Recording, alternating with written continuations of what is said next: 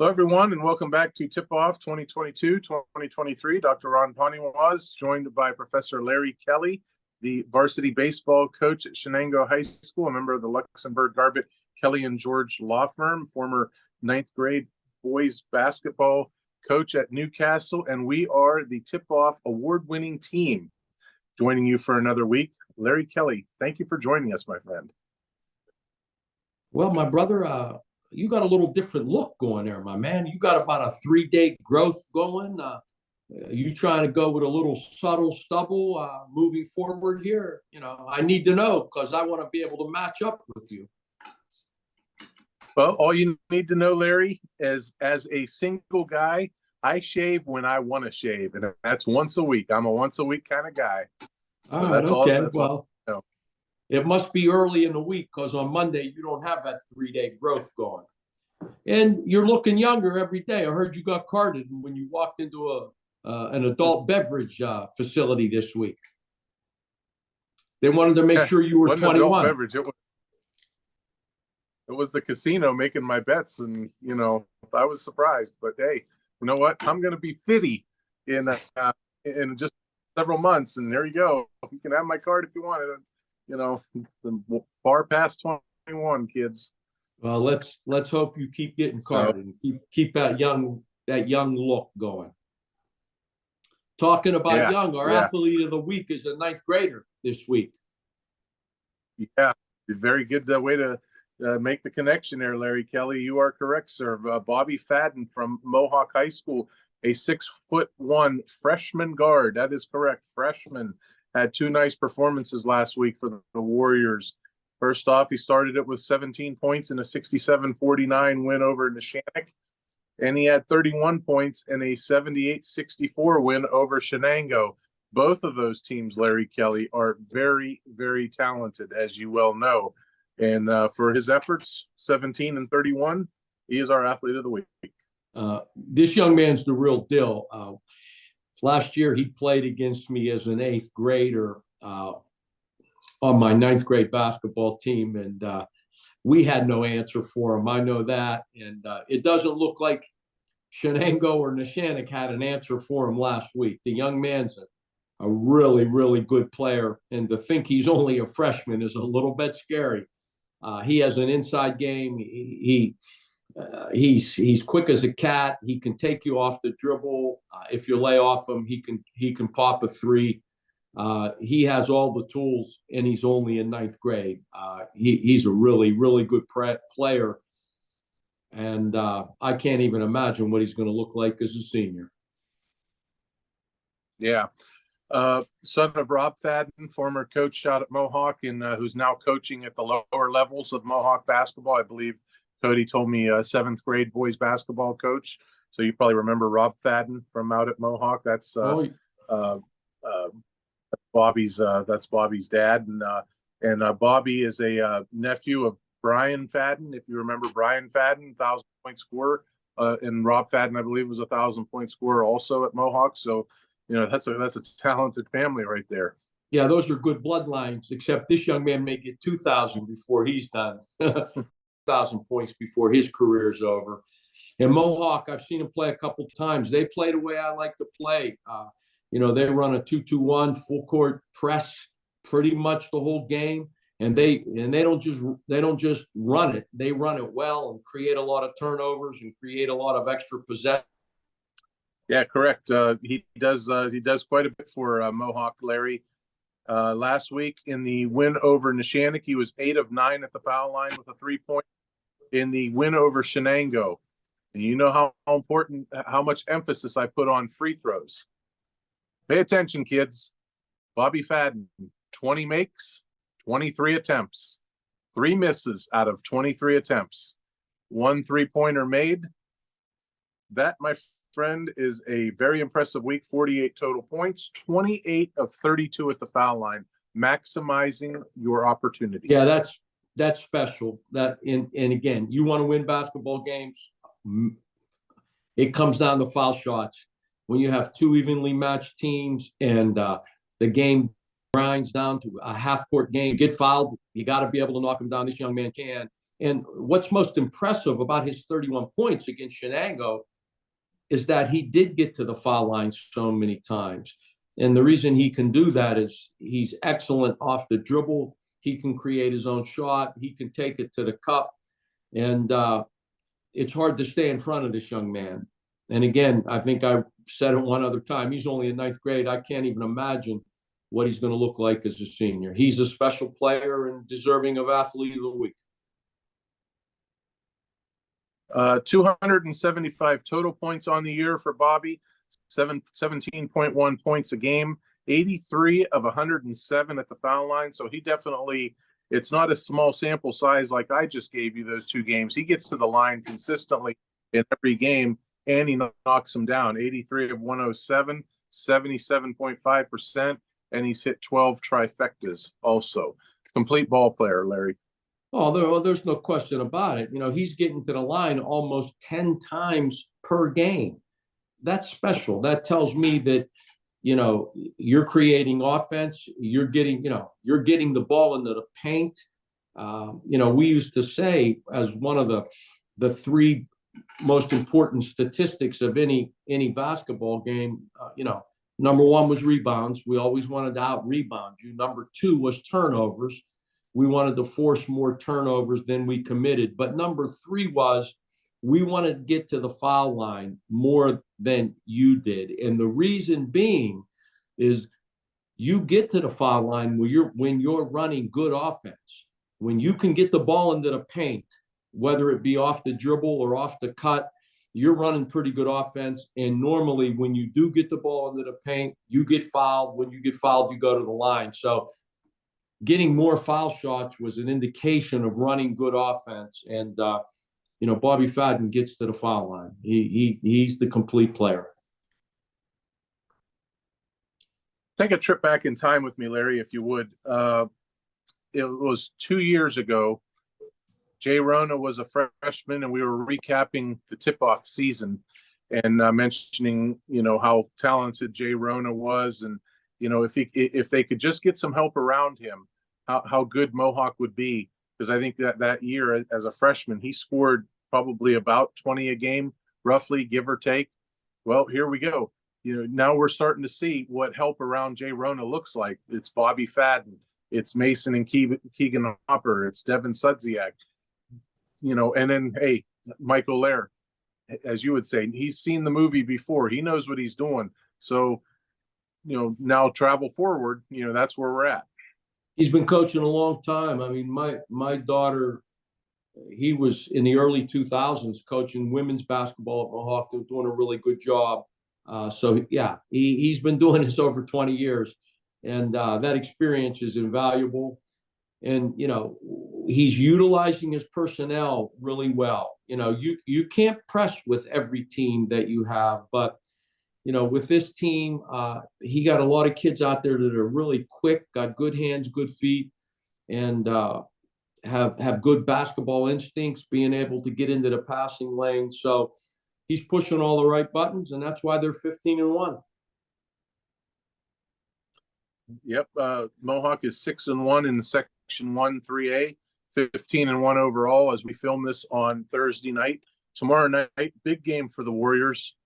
Big game for Elwood City also. That's who Mohawk plays, and it's at Elwood City. Elwood City handed Mohawk its only loss of the season on Mohawk's home floor, 71-67. The rematch is tomorrow night, Friday, down at Elwood. So that's going to be one heck of a basketball game, Larry. That should be a really good game. And the one thing about playing down in Elwood, that's not an easy gym to play in. It's 94 feet. And I mean, it's a bigger gym than most high school kids are used to playing in. The shooting background's a little different down there, and the fans are always engaged. So, that'll be a tough game for Mohawk. Their press on a bigger court may not be as effective, but I expect a really great game tomorrow. I may show up at that one tomorrow, Ronnie. Give you a little insight in what I saw. All right. Sounds good. Make sure you dust off your press pass. We'll have to make sure that they don't let you in, or maybe let you in. I'm We'll part see. of the We'll see. media. Why wouldn't they let me in? I still have my press pass, by the way. I just want you to know. But I'll probably just pay the $5 admission fee. The press pass you have, you look like an investigator from the show Barney Miller. That's the problem. Things have changed in the last 40 years. No. Danny Irwin gave me one a couple of years ago. So there you go. All right. Sounds good. All right. So congratulations, Bobby Fadden, 6'1" freshman guard for our athlete of the week. Come on back. We're going to talk about two boys basketball programs that are hitting on all cylinders as we get ready to go into the postseason, which is not going to be too much further down the road. Next week, we flip the calendar to February. And as you know, February is playoff month. We'll talk more about basketball, boys basketball, next segment. There's one thing I learned growing up around here. People should look out for each other, be friends and neighbors that you can count on. So it bothers me when people who are hurt in automobile accidents get bullied by the insurance company. I don't let bullies run over my clients. I do what I was taught growing up. Step up, stand up, and speak up for those who can't. I'm Larry Kelly, and I'm a Newcastle guy.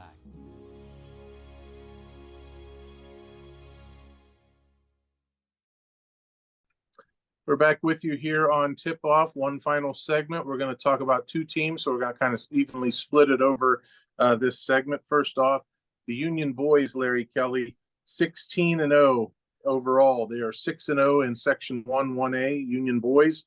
They are the last WPIAL unbeaten team, boys or girls. First off, tell me what you like about Union from what you've seen, if you've watched them in person or on stream.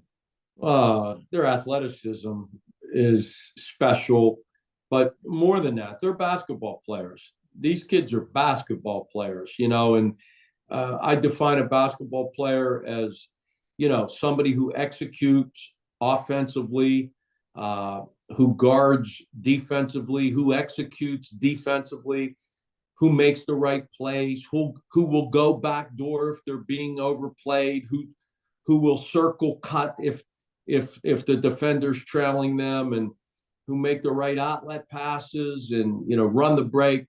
These young men they're not just athletes, they're basketball players, and they do it all right. Larry, you are a varsity baseball coach, so you've been through the wars of late season and postseason and things like that. A lot of times coaches will say one phrase commonly, especially in the postseason, and that is battle tested. First off, give me your definition, the Larry Kelly definition of battle tested. Well, being in tough games, being in games in your section, with your rivals. The one thing that I could say, when we won the WPIAL championship in baseball, we went through a gauntlet in our own section. There was Neshannock, who was always good. There was Laurel, who was really, really good that year. And, when you have to go through that gauntlet, and Southside Beaver is always good.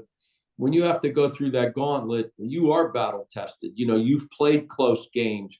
You've executed in close games when it was important to move a runner, or get a bunt down. So it's the same in basketball.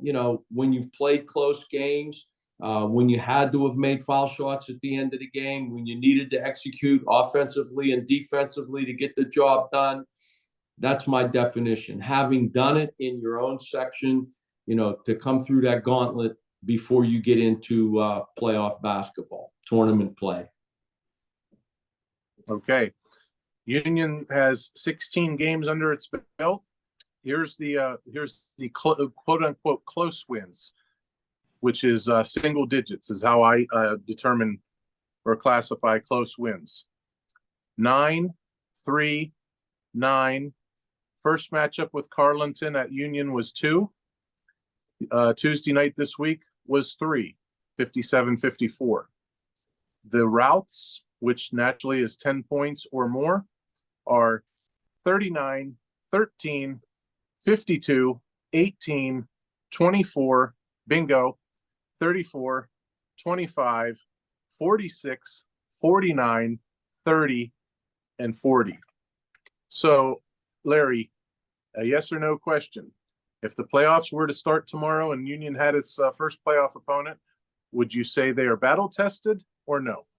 No, I'd say they're battle tested. I do. You know, when you're playing 4 or 5 games that are 1 or 2 possession games, that they're battle tested. And the other thing that tells me they're battle tested, these are the same guys that just went through a WPIAL football championship run and a PIAA state championship run.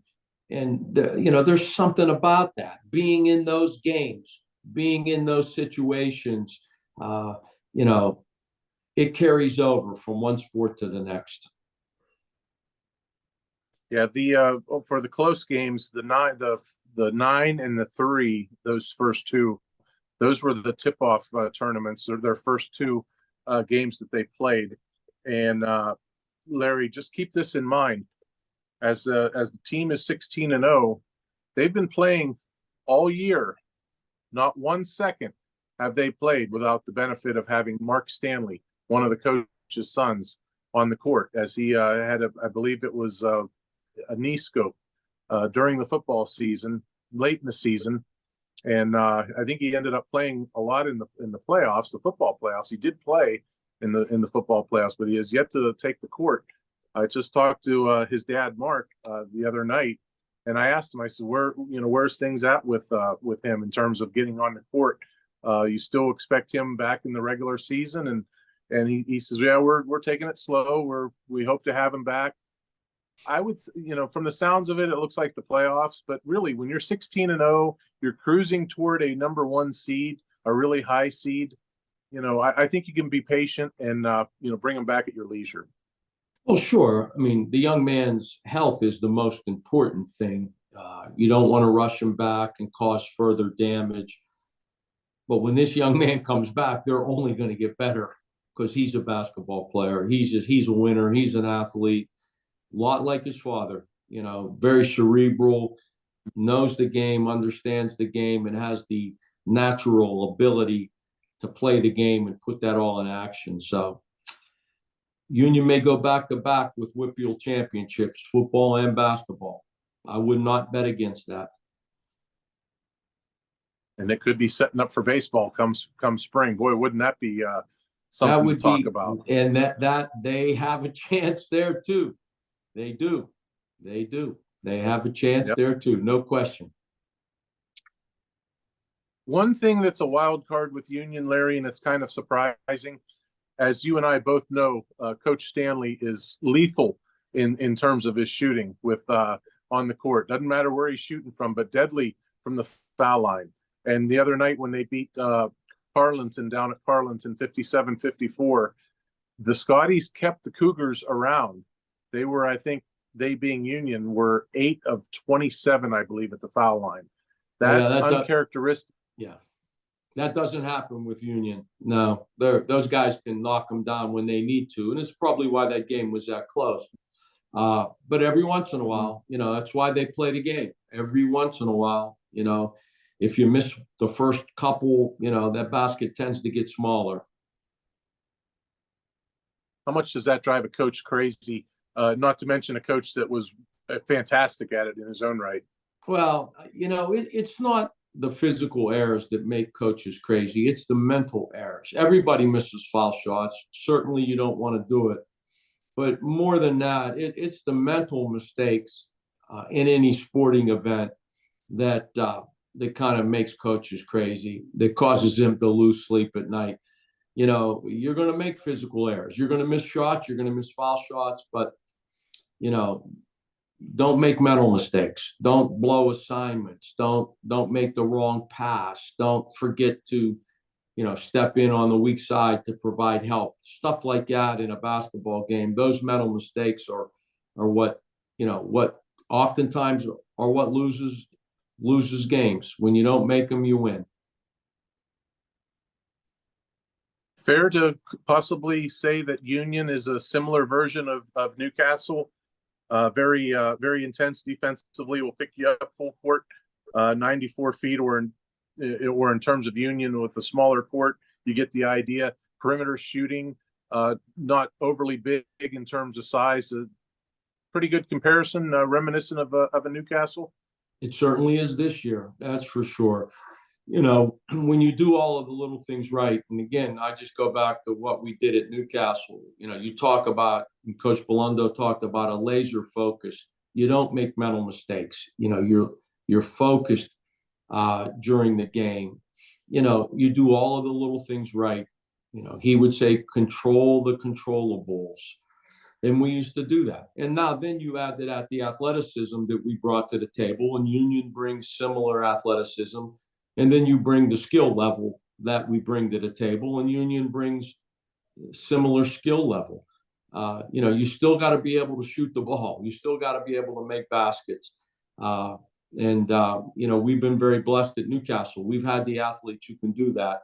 And Union, they have them. They have them too. It's clear. It's obvious. This team can play. And that's how we'll transition over to Newcastle. Newcastle High is 4-1 in Section 1-6A, 14-2 overall.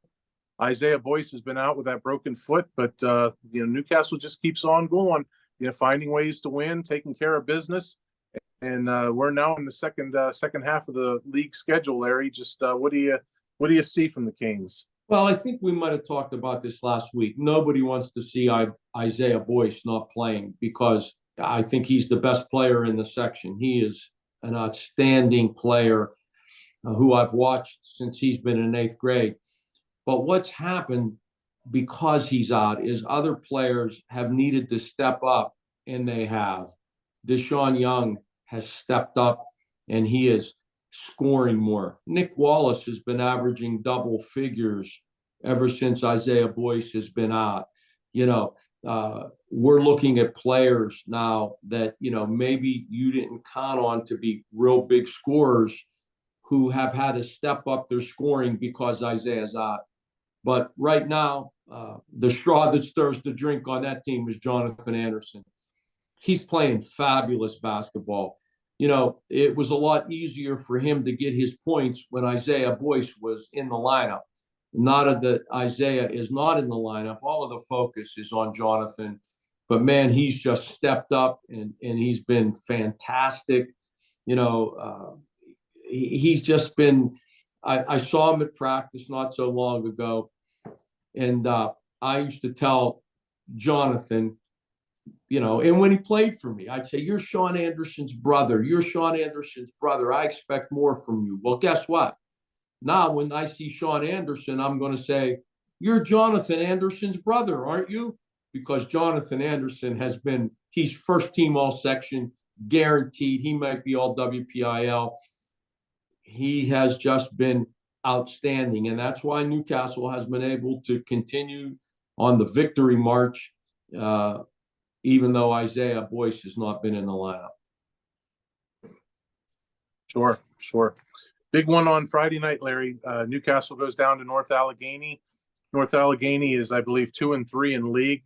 They do own a win over Central Catholic, and I believe Tuesday night they beat Shaler. So, they're playing good basketball, record aside. It's going to be tough going down to North Allegheny. They're playing a little better now. But listen, you better be ready to go if you're going to beat the Hurricane right now, because they're playing really good basketball. The one thing that I was worried about when the season started was their ability to rebound their own end, the defensive board. But look, Deshaun Young's been a beast on the boards. Nicky Wallace, Byron Lett, since he's been in the lineup, has been rebounding the basketball. Little Ralphie Belundo, my man, gets in there and scraps also, rebounding the basketball. They bring Angelo Chalala off the bench. He's a senior. He rebounds the basketball. So you have all of those guys who are now, again, having to rebound as a team, and they've done it. And, the game against Aliquippa is a classic game. When you play Aliquippa, if you don't rebound your own end, you're going to lose, because those guys are very athletic. They shoot the ball and they go get it.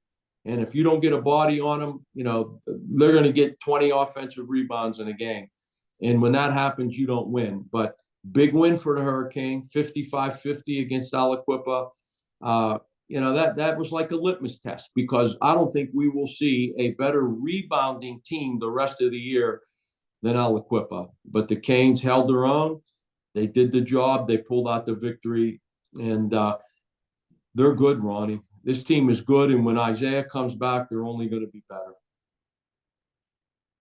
Yeah, look out for the rest of the WPIAL in 6-day action. They're winning games without their big guy, Isaiah Boyce. Boy, wait till he gets back in their full strength. It's going to be bad news for the rest of the district. And as I said, players who weren't really counted upon to do a lot of scoring early on in the season are stepping up. Deshaun Young, Nicky Wallace. I had him as a 9th grader. He's a great player. And again, little Ralphie Blundo's getting his points. Byron Letts now in the starting lineup.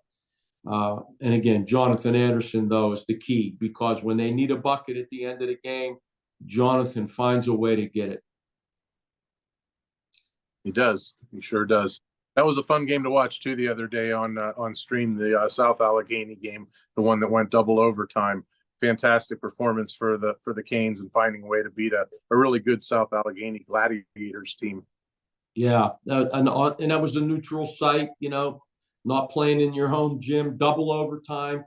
You talk about being battle tested and, doing all of the things that you need to do at the end of the game. And it's little things, I guess. And I didn't see the game, but I understand that South Allegheny had the ball with a 2-point lead and couldn't inbound it because they didn't execute. And, that's what we do at Newcastle. We execute. And, when we need to get the ball in bounds, we get it in bounds.